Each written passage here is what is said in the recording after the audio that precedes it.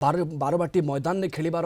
आम सहित वरिष्ठ क्रीड़ा समीक्षक डॉक्टर गगनेन्दु दास जोड़ी होती अधिक आलोचना करने डॉक्टर दास आपण को स्वागत करी एबे बारवाटी अभिमुखे बाहरी सारी टीम इंडिया खेलाड़ी माने सेठी प्रैक्टिस करेंगे किंतु को प्लेयर मानक पई बारवाटी मैदान किछि नुआ अनुभूति दे पारे आपनकर देखिए प्राय प्लेयर बारवाटी खेली ना जो मैंने आपनकर प्राय प्लेयर अभिज्ञता बारवाटी खेलिबार जदि भी किसी प्लेयर टीम संगे आसी बेंच रे बसते तेणु आपनकर जो प्लेयर मान रही पाखापाखि 75 रु प्लेयर मान नुआ अनुभूति हम बारवाटी पी तापर आप जानते कि बारवाटी पीच आम कल देखुलू सब आलोचना करूँ आप प्रतिनिधि थे रेड पिच खेल प्रथम थर बारवाटी स्टेडियम कौन इन्फोर्समेंट ना रेड सॉइल खेल हम तेणु से गोटे समस्त नुआ अनुभूति हम आम बारवाटी भी आम जो मैंने प्रस्तुति कार्य अच्छु कि आपंकर जो वेन्यू मैनेजर हिसाब से आम भी देखु पिच रे जो मैंने अच्छा समस्त गोटे सरप्राइज आसो red soil pitch red soil पिचटा निश्चित भाव बैटिंग की भल कै कि ये पिच केमती कर जो अनुभूति कथा कहले प्लेयर गोटे नुआ अनुभूति हम आम भावुँ जी भी आसो नुआ फिर बारवाटी स्टेडियम लगे जो भाव सजा जो भाव माहौल बारवाटी मैदान बालांस मैदान बोली कहा जाए पिच बालांस रही थाए जो जगह स्पिनर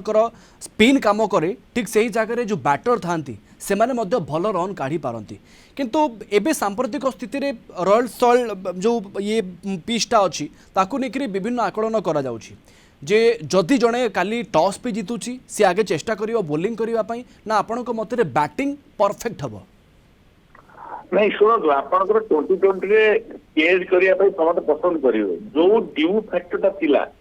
जो कि वनडे सीरीज आप देखिए भारत जो दीटा टॉस हारी जाइए से मैच पाखापाखि गोटे मैच हारू हारू बसी आउ गोटे मैच हारी जाइए थर्ड मैच जो भारतीय बोलर मैंने माने जो बॉल सुखिला बोलिंग करते साउथ आफ्रिका 270 भर रखते तेणु से दृष्टि देखा गले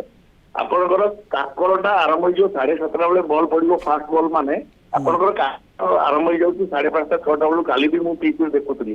तेणु काकर किसी रही उभय दल काकर सामान रहा ओदा बॉल उभय दल खेलेंगे कि आप रेड सॉइल कथा कहते रेड सॉइल बैटिंग की भल माने ये करे छुआए तेणु कैप्टेन डिसाइड करेंगे पिच ना उभय माने आपंकर फास्ट इनिंग्स और सेकेंड इनिंग्स उभय इनिंग्स रे पिच समान प्रकार माने बॉल आउटफील्ड समान प्रकार बिहेव कर तेणु बैटिंग स्ट्रेंथ अनुसार गोटे कैप्टेन डिसाइड कर चेज करी कि प्रथम बैटिंग करके गोटे टार्गेट देवी तेणु मुझे भावुँ कैप्टेन जी टॉस जीत से चाहिए जे प्रथम गोटे टार्गेट नहीं कि अनुसार बैटिंग करी जेहेतु आपंकर वेट बॉल रोलर मान चाप रेको कैप्टेन चाहिए मुझे चेज करी जहाँ टार्गेट थी आजिकल आप जानते 200 रन प्लस भी चेज करिया गोटे बड़ कथा किसी नुह आप देखिए 350 प्लस वनडे भी देखिए इजिली चेज करते तेणु से अनुसार आप 270 रन इंडिया जो चेज कला 10 ओवर बाकी थिला तेणु से अनुसार देखा गले समस्त चेज करिया को चाहिए सर आपण भी जड़े ऑफिशियल लेके अच्छी पूरा ये टूर्नामेंट रे टिके आम दर्शकों को आपण सूचना देबे जे आज कार्यसूची सब कौन अच्छी खेलाड़ी माने केते समय प्रैक्टिस करेंगे एवं प्रैक्टिस केते समय करने को पड़ी था नॉर्मली तार किसी नियम अच्छी कि नहीं आप 1:30 बेले इंडिया टीम आरंभ कर पूर्व से आसती वार्मिंग अप एक्टिविटी करती मुझे धन्यवाद देवी 30% प्रोफेसर अच्युत सामंत सर को आमको एमती तैयारी करते गोटे एड बड़ गोटे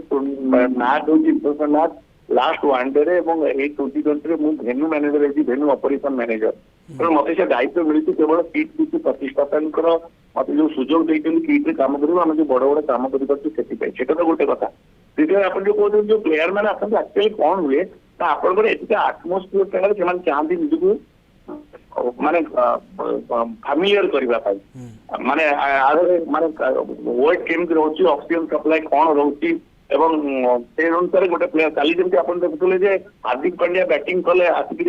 बोलिंग बैटिंग उभय कले से गोटे अलराउंडर हिसाब से ये करते भी काली बेस्ट किसी समस्त बोलिंग करुले तेणु ये जो वेदर आमर ଏବଂ ଆମର ଯୋଉ ପରିବେଶ ଅଛି 12ଟି ଭିତରେ ତା ସାଙ୍ଗରେ ଯେକୌଣସି ଖେଳାଳି ନିଜକୁ ମାନେ ଖାପ ଖୁଆଇବା ପାଇଁ ଏଇଟା ଚାଲିଥାଏ।